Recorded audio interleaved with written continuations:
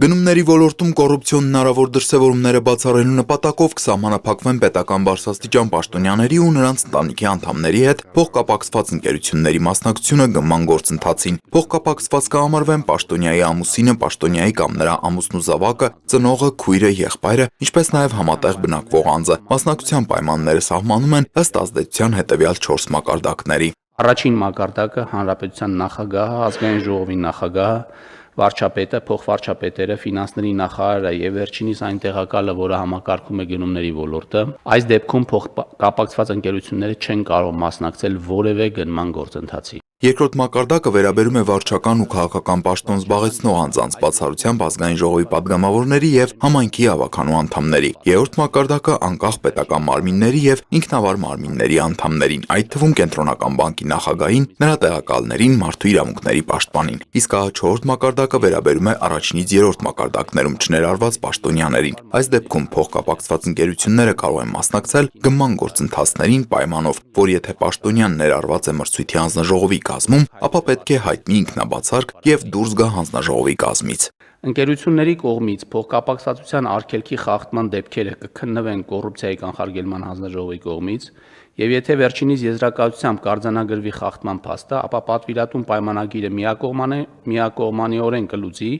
իսկ ընկերությունը պատվիրատուին կվճարի պայմանագրի շրջանակներում իրեն վճարված գումարի 20%-ը։ Կարգավորումներն ուժի մեջ կմտնեն 2027-ի հունվարի 1-ից, իսկ մինչ այդ նախագծի վերաբերյալ կլինեն խորհրդանական լսումներ։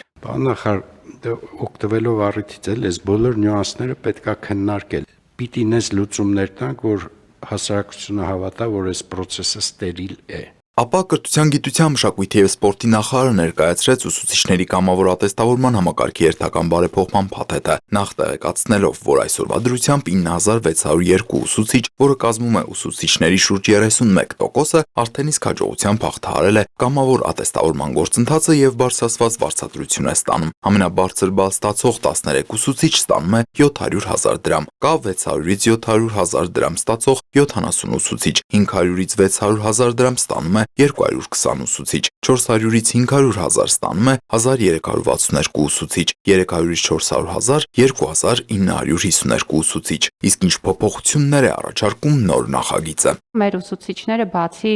իրենց առարկաները դասավանդելուց նոր չափորոշիչի համաձայն նաև կարող են վարել խմբակներ, կարող են ունենալ նախագծային աշխատանքներ։ Ուսուցիչը բացի օրինակ ֆիզիկա առարկան դասավանդելուց նաև ֆիզիկայի նախագծային աշխատանք է ղեկավարում, ապա այս ժամերը նույնպես կհաշվեն։ Հաջորդը վերաբերում է ուսուցիչ աշխատելու ցանկություն ունեցող մարդկանց։ Այս դեպքում ատեստավորման կարող են մասնակցել նաև տվյալ ոլորտում բարձրագույն կրթություն ունեցող, մանկավարժի որակավորում ունեցող, մանկավարժահոգեբանական հմտությունների ուղղությամբ կոնկրետ դասընթացներ անցած մարդիկ։ Մյուս կետը վերաբերում է ուսանողներին։ Մենք հանրակրթության օրենքի փոփոխությամբ հնարավորություն էինք տվել, որ եթե ուսուցչի մրցույթը չի կայանում, ապա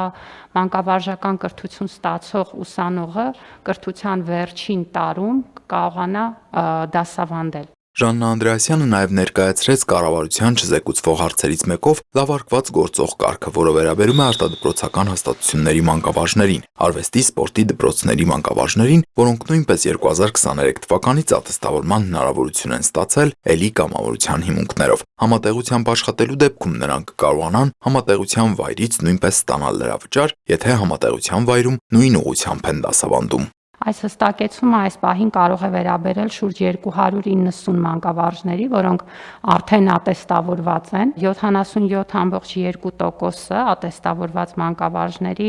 արվեստի ոլորտի ներկայացուցիչներն են եւ 22.8%-ը սպորտի ոլորտի։ Ես հուսով եմ, որ մեր մարզադպրոցների մարզիչները ավելի ակտիվ կլինեն այս տարի եւ մենք ավելի մեծ մասնակցություն ու ցուցանիշներ կունենանք նաեւ սպորտի ոլորտից։ Հաջորդ որոշման նախագծով էլ նախատեսվում է ստորագրել Հայաստանի Հանրապետության կառավարության եւ Կորպորասիոն Ամերիկա ՍԱ ընկերության միջև 2001 թվականի դեկտեմբերի 17-ին ստորագրված կոնցեսիոն պայմանագրի 5-րդ լրացումը։ Ըստ այդմ ակնկալվում է կոնցեսիոն պայմանագրի երաշխավորված ներքին շահութաբերության եւ վնասների հատուցման բանաձևերն ուժը կորցրած ճանաչել։ Կոնցեսիոն պայմանագրի անորոշ ժամկետով երկարաձգման իրավունքի կետը եւս ուժը կորցրած ճանաչել։ Արձանագրվում է, որ կողմերը կառավարությունն ու կոնցեսիոները միմյանց նկատմամբ երկարաձգման գործարքի կնքման օրվա դրությամբ ֆինանսական պարտավորություններ չունեն միմյանց նկատմամբ, Կապանի Սյունիք օդանավակայանի վրա կոնցեսիոն պայմանագրի սահմանափակումները վերացվում են, կոնցեսիոն պայմանագրի ժամկետը երկարաձգվում է մինչև 2067 թվականի վերջ,